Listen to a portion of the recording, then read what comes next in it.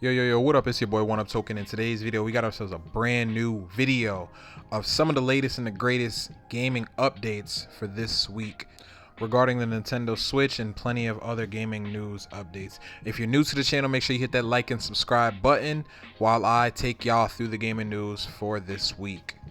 Starting with the first gaming article we have up today would be a couple of updates for the Nintendo Switch 2 games that we have here updating on June 5th when the Nintendo Switch 2 drops at launch. Starting with ARMS, that's the first game we got up on the list. We're getting some visual enhancements. It's going to be optimized for the Nintendo Switch for the display and the high resolutions for the game. Big Brain Academy, Captain Toad, Treasure Tracker, Clubhouse Games, 51 Worldwide Classics, Game Builder Garage, New Super Mario Bros. U Deluxe, Pokemon Scarlet and Violet, Super Mario 3D World plus Bowser's Fury, Super Mario Odyssey, The Legend of Zelda Echoes of Wisdom, and finally Legend of Zelda Link's Awakening. It's nice to see that we're getting a handful of updates as far as visuals go for the games that are coming to the Nintendo Switch 2. They're just getting a big, graphic improvement. The games that I'm looking forward to playing that I have not played yet on the Nintendo Switch 1 would be Captain Toad. I'll probably give that a try. I haven't played Pokemon Scarlet or Violet yet. I'm still catching up with Sword and Shield, Super Mario 3D World, and Bowser's Fury. I'm excited to see how that's gonna hold up on the Nintendo Switch 2. The game's probably gonna look a load ton better. And what other games do we have? We got Super Mario Odyssey. That's another game that's on the list that I'm looking to play and see what that's gonna look like when the Nintendo Switch 2 drops. I'm sure the game's gonna look beautiful. It looked beautiful on the first console. I'm hoping to also get my hands on that upgrade, considering that the game looked beautiful on the first console. I have not played any of the Legend of Zelda Echoes of Wisdom nor Link's Awakening. I'm sure those games are gonna look phenomenal when they come out to the Nintendo Switch 2. It's not really my forte, my cup of tea. I'm more of a Breath of the Wild type of guy. I like Tears of the Kingdom. That's another game that I'm looking to play and, port my save data over to the second Switch and see how the graphics are gonna uphold on the part 2. It says on the article that they're gonna be getting visuals for every game that's supposed to make the game look a lot better. They're gonna optimize it, update the display and the high resolutions for TV for improved image quality. Frame rate is supposed to be optimized, HDR supported for a lot of these games that are on this list. And I'm excited to see what that's gonna be about, because these games are old, but I'm gonna be surprised that these games can uphold, some new hardware with some graphical improvements. I want to see what Pokemon Scarlet and Violet is supposed to look like. I mean, outside of them getting visual updates, there's not really nothing they really add into the game. Besides Super Mario 3D World, they're adding, outside of a visual update, more game share support. They're gonna have up to 4 people that can play Super Mario 3D World. And Bowser's Fury, 2 people can play together, with one controlling Mario and the other one controlling Bowser Jr. I'm not sure if that was like that in the first game, but that's gonna be interesting enough to play for the Nintendo Switch 2. Share locally or share online via game chats. That's gonna be interesting. Same with Mario Odyssey. Odyssey is supposed to be getting some game share support as well. 2 people can play together, with one player controlling Mario and the other player controlling Cappy. Share locally or share online via game chat. So this might be a game that, you could play online with your homies and potentially, play 2 players, and y'all could be in the game chat talking to each other while y'all play, What other games do we have on this list? I'm looking at an article right now so I can kind of understand what games are getting these game share supports.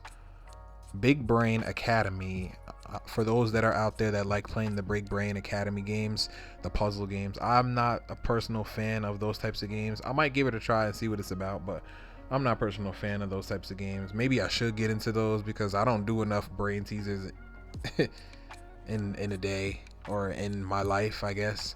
So big brain teaser game, that could be a good game to play if, if just to test out your wits You can play up to 4 people with that game in party mode, and also share locally and share online via game chat.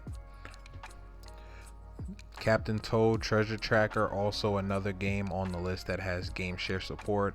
2 people can play all of the courses shared locally or share online via game chat. That's going to be another intriguing game to play. I've never played Captain Toad. It looks interesting enough though too. What I'm really excited to play is Donkey Kong. Hopefully we get a Donkey Kong update for the game share support. That'd be pretty dope. And see where things are gonna head with those type of games, because the list kind of seems mid. I ain't even gonna lie to y'all, the list kind of seems mid. It's not really too much on this list that is deserving of playing outside of like the Mario games, the typical Mario games. But I mean, it's a given that they give us these updates, because what was they gonna charge us for them? Like, I think what they want to do is open up this experience to people that are just now getting Nintendo Switch 2s that have not played the games on the previous console, you know, to get that newer fan base or newer customers into these games that have not been experienced on the first Switch, which makes sense enough. So that's why they're getting these free updates. But I wish they give all these free updates to all the games, not just select games. They should be giving these updates to all the games so that people can enjoy any game that they have or played before on the new console. That's just my personal opinion. But I think we should be able to experience all the updates with the graphical improvements and the DLC without a fee or a cost, not just select games. That should be across the board. All games should be allowed to experience the update. You know, you're releasing a new console that's potentially supposed to be around for the next couple years, and you want as many people buying your console right now that are interested in Nintendo and that are interested in the games that it supports. So this update should not just be for select games. It should be for pretty much all games. I feel like the more games the merrier, the more games the better, and it gives Nintendo more of a reason to you know, sell out their product, and it gives people more reason to come and buy them. Because if I know that I love playing ARMS or Big Brain Academy on the Switch 1, and I would like to see an improvement, if I'm going to invest my money into the Switch 2, I would like to see an upgrade if it's possible. You know what I mean? Like, I don't want to continue playing it on the first console and not see no type of improvements. Obviously, you're not going to see no crazy improvements on like a Brain Teaser game. That's not really the focus. But if you're looking at a game more so like, you know, Super Mario 3D World, you know, or Super Mario Odyssey, a game that has exploration and, you know, the visuals, this first party title, and the visuals look beautiful, cool. That's what people are interested in looking at. I am definitely getting Super Mario Odyssey for the Switch 2 because I have not played it personally on the Switch 1. I just know the game was amazing and people loved it. So I like that Super Mario Odyssey is on that list for an update. So that gives me a reason to go ahead and play that game when it comes out. I might just buy it for the Switch 2 digitally. Or if they allow me to port it from the Switch 1, then I'll just port it from the Switch 1. But on to the next game report that we have. The next article we have coming up would be Tekken 8. Tekken 8 boss says he's tried to reach out to Waffle House for a crossover, but no avail. In this article, it says for some time now, Tekken fans have been asking to take a trip to the Waffle House.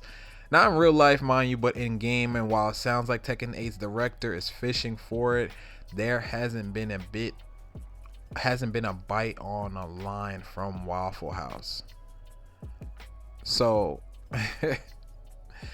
the director for the Tekken 8 game, he is interested in doing this crossover. Like, I believe that this crossover definitely needs to happen for the culture, honestly. Like, if you're a fighting fan, and it doesn't even have to be just for Tekken, if you know, like, anybody that knows Waffle House, you don't even have to be black to understand what goes down in a Waffle House. Waffle House gets crazy. everyone knows this. There's like footage all over the internet of Waffle House going crazy. I might have to throw a clip up in there and just to show you guys just how crazy Waffle House can get. Oh my God, bro! Oh my God, bro! You wildin'! Yo, chill. And if Tekken can get that you know, the thumbs up to put Waffle House in their game, that's not only gonna boost Tekken sales, that's gonna boost Waffle House. You would think Waffle House would love to give them the okay and tell them, yeah, you can use our venue to put in there as a stage and have your characters fight. But you know, the owner of Waffle House, I think he doesn't want to be involved in that. He doesn't want his brand to be the representation of fighting. I don't think he wants his brand to be the representation of fighting. I think he wants his brand to be like family friendly. But let's be honest, we all know that Waffle House is not known for being family friendly. Maybe family friendly to some hands, you feel what I'm saying? Maybe family friendly to a chair to the head, or maybe a pan to the head. I done seen people throw chairs. I done seen people get, you know, dragged from behind the countertop. People get jumped inside the Waffle House. No doubt the food good, but it's too much crazy stuff that be going down in the Waffle House, and the employees be in it. You feel what I'm saying? Like, the employees really be a part of it, fighting with them. Because 9 times out of 10, it is always like an altercation between the employees and the customers. So the employees are always like, if one employee is fighting a customer, yo, all the other employees are behind them, all the other employees are behind them, and they getting ready to jump that one customer, unless the customer got some backup. You know what I mean? That's what it. Any time that happens, yeah, you can go and get a video. A video is gonna pop out and it's gonna hit the internet and it's gonna go viral, because guess what Waffle House is known for the last couple years. So, Katsurio, I'm butchering his name, I'm sorry, but the director of Tekken had tweeted out over this past week. He says, "To be honest, within the bounds of what I can say, I fully understand you guys' requests. That's precisely why I had considered taking on this challenge. In fact, I had already been thinking about it quite a while ago. Over the past year or so, I've actually tried to make this happen." So he really is interested in making this a thing, like, because, you know, the Tekken director, he's for the community. He's for his fan base. Anything the fan base wants, they're gonna try to get into the game, and he's gonna try to help them, you know, have the best experience, because, you know, he cares about the game.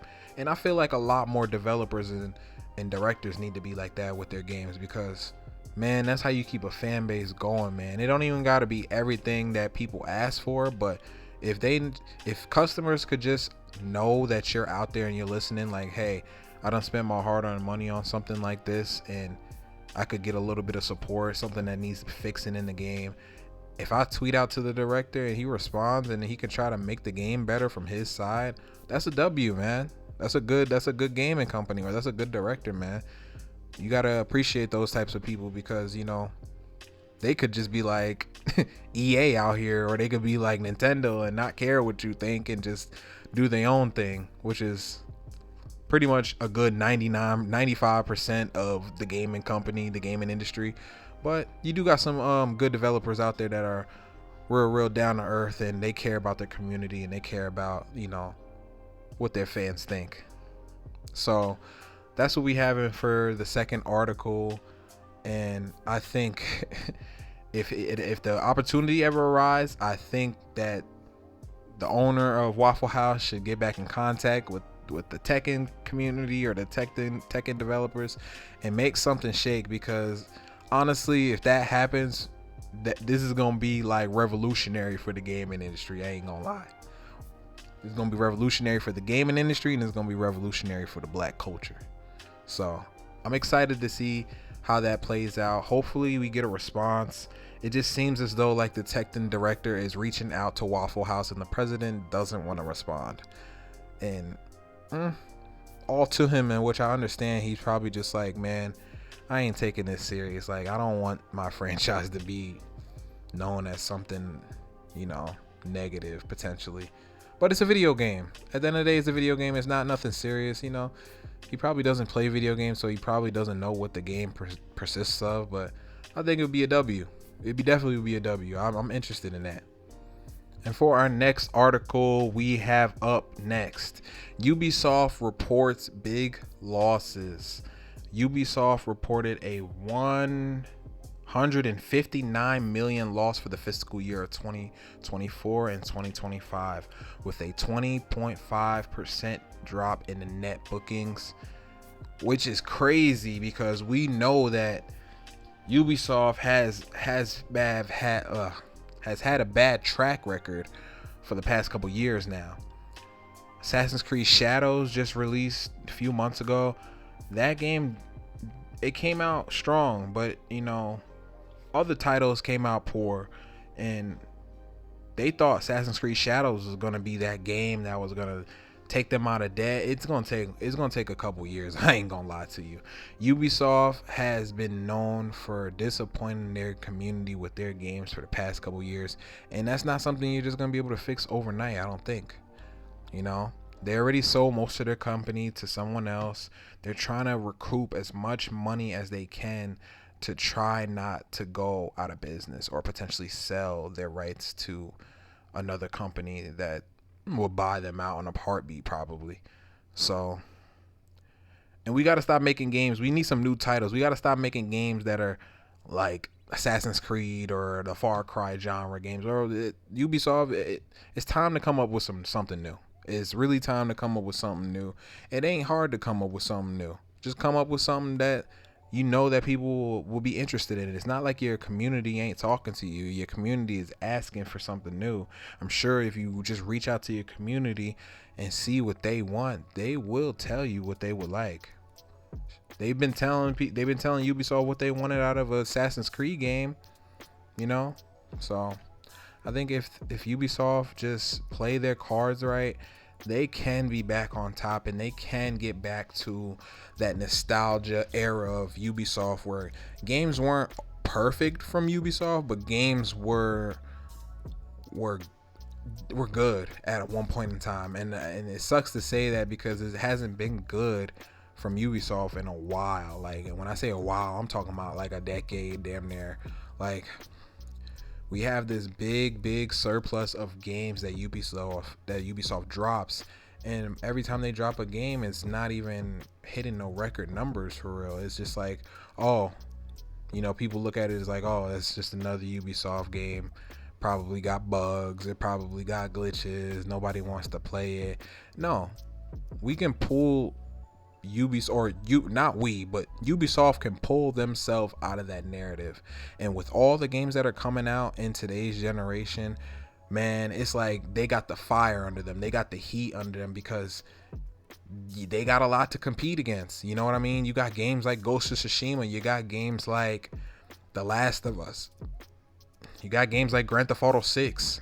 You know what I mean? There's so many games that are going to be outdoing what Ubisoft is doing right now, and Ubisoft has to just come up with bangers. Like, they got to get their creative team and all their, you know, developers and their whole studio together and make something shake, because I don't know where this company is going to be headed within the next 5 years. Hopefully not bankrupt and out of business, because, you know, it sucks to see a company like Ubisoft go out of business when, you know, you've grown up with Ubisoft, and Ubisoft has pretty much been a household title amongst the gaming community for such a long time. But yeah, it says Ubisoft created a new Tencent backed subsidiary to take over some of its biggest properties in a move to offload some operating expense and inject cash into the brand. How that strategy will impact the company's performance has yet to be seen, but in light of the past year's earnings, there's a lot of room for improvement. Like I was saying, there is plenty of room for improving. You don't have to get games out the door and rush them. Don't rush these games to try to get your money up. Put your thought and heart into making good games that come out every other year if it has to, or every couple 2 years if you have 2-3 years if you have to. You don't have to drop an Assassin's Creed every year. It's not one of those games that, oh, people are just gonna play regardless. It's like one of those, brain rot games that people are gonna play regardless, like 2K or Call of Duty every year. That it's just one of them lounge games that everyone's gonna play. No, if you want people to invest in your games, especially the franchise Assassin's Creed, you gotta put some love and care into those games, man. That's what it's really going to come down to, and I feel like they have room to improve.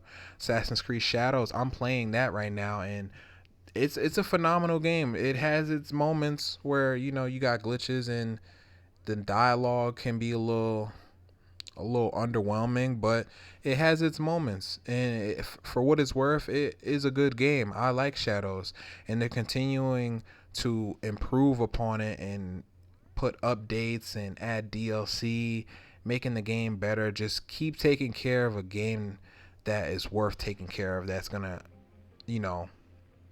that's gonna earn you a lot of money. Don't just forget about the game and just move on to the next Assassin's Creed title, because that's not what we run. And please, for the love of Christ, just let go of Rainbow Six Siege. We done had that game for like 15 years now. Like, y'all can let go of Rainbow Six Siege. I know that's one of y'all highest selling games, and y'all put a lot of money into that game, and a lot of people play it. But honestly, Rainbow Six Siege, y'all really got some. Y'all got some IPs that y'all sitting on that y'all could really make a fortune out of. Y'all still sitting on Splinter Cell. Y'all still sitting on the Ghost Recon franchise. Y'all got some bangers that y'all can really turn around and make into great games. Even if y'all throw out some remasters, y'all can throw out the Splinter Cell games. I'm sure if y'all remade those games from the ground up, people are gonna want to buy them. So it's all about how you present your game and how you take care of the games that you're getting ready to drop. And your company can pull itself out of this deficit. Honestly, I think that there's still a lot of hope for Ubisoft. And from what it's worth, I'm rooting for them. You know what I mean? I bought Assassin's Creed Shadows day one, cause Ubisoft has a special place in my heart. I really like Ubisoft, and I want them to do well. I want them to succeed, but they gotta pull themselves together. Ubisoft nearly reports 178 million in losses for the past fiscal year. That's a lot of money. That's a lot of money. And Star Wars Outlaws, I heard that game performed very underwhelming as well, along with X Defiant. X Defiant had a couple of people playing it, but it just got shut down. They were trying to jump into the field of like COD, I guess, or the extraction shooters, similar to like Rainbow Six Siege, but no, like, take your time. Games like For Honor or like the early Far Cry games that took some time and thought into, like Far Cry 3, Far Cry 4, I liked Far Cry 5. Some of the earlier Far Cries, I thought they did pretty well, but then I guess people didn't like playing them because they got repetitive. I never played Far Cry 6 though.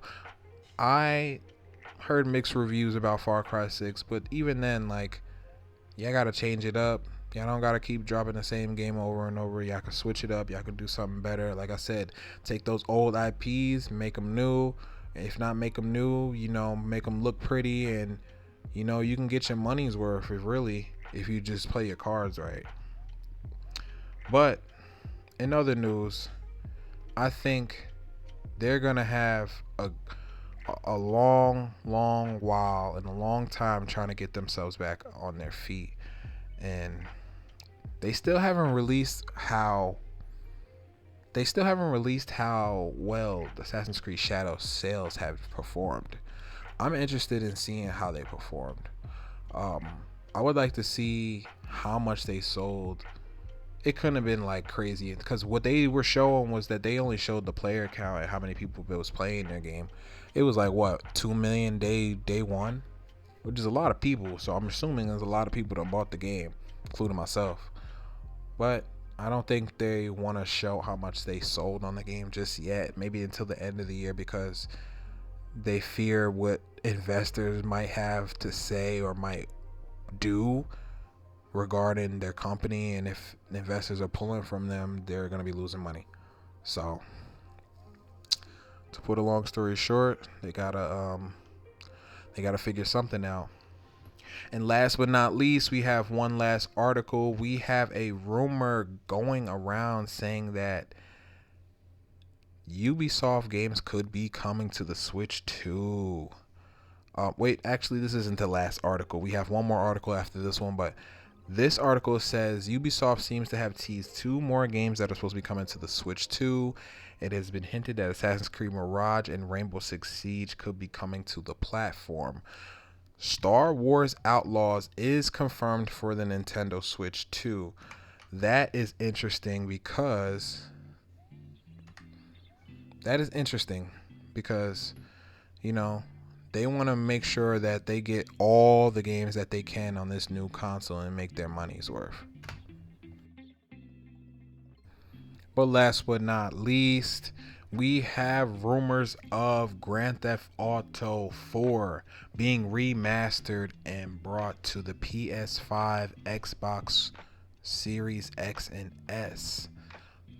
That is a big what if. If the game does come out this year, Rockstar could be, making a little extra money. That'd be nice for people that have not been introduced to the game before. People that have not been introduced to Grand Theft Auto 4, that'd be nice if they can get a remaster for the newer consoles, because this is a almost 2 decades old game. The game that came out in 2008 for the PS3. And honestly, Grand Theft Auto 4 was one of my favorite games. I ain't gonna lie. Grand Theft Auto 4 was a very fun game. It was the most grounded game, in my opinion, the most realistic and gruddy game that I've played before Grand Theft Auto kind of got unrealistic. And the story was real entertaining. It for those that played it, know, and for those that haven't, it featured a Russian who comes to New York to try to make a new life for himself. But if this port is real, though, this could, feed the Rockstar Grand Theft Auto heads until GTA 6 comes out, because there has been a delay for the GTA 6 game. And if they got plans to port this game to PS5 and the next gen consoles, that'd be actually a W for them, because not only do we have Mafia, the old country, hitting the streets, we got Grand Theft Auto 4. That's gonna be 2 linear / open world games that we could be playing to hold us over until Grand Theft Auto 6 comes out. According to Tez 2, take this with a grain of salt, but according to Tez 2, the port was one of the reasons why Rockstar took down Liberty City Preservation Project earlier this year. A fan-made mod which would have added a playable version of GTA 4's map into GTA 5. The insider also hinted that a port of 2012's Max Payne 3 was also in the works and would release after Grand Theft Auto 4's remaster, writing that if Rockstar follows their plans laid out from the pandemic days, they'll do a MP3 port after 4. So that is an opportunity to do a bundle of a bundle or a definitive edition of Max Payne 1 and 2 and a Max Payne 3 port. So we got 3 games potentially that could be getting ported this year, which is great because I've always been a fan of the Max Payne games. Rockstar makes very good games that are very well thought of and taken care of. So I'm not sure why they didn't make the Rockstar or the Grand Theft Auto port sooner. I mean, I feel like this is an overdue remaster. We should have been got Grand Theft Auto 4.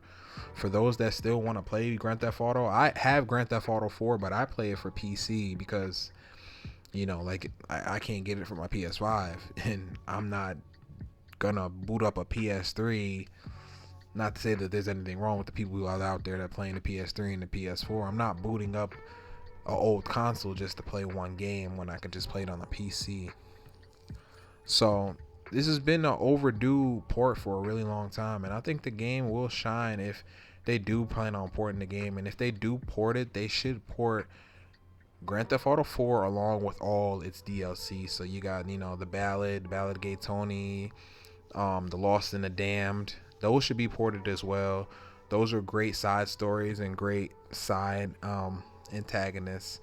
or side protagonist stories that featured alongside with Nico, because all of them had a run-in with Nico in his story, and they know him in some way. So I think all three of those would be a great port. So, but yeah, if you enjoyed the video, make sure you hit that like and subscribe button, and make sure you comment down below what you're anticipating for this year as far as video games go. If you have any games that you're expecting to play this year, make sure you talk to me about them down below in the comments, and let me know what you're thinking about some of the releases that we're about to be getting, and if you plan on getting the Nintendo Switch 2, or if you plan on even just keeping your Nintendo Switch 1. I would like to know everything that you guys talk about. Make sure you leave those comments down below, and I'll check you back in the next video.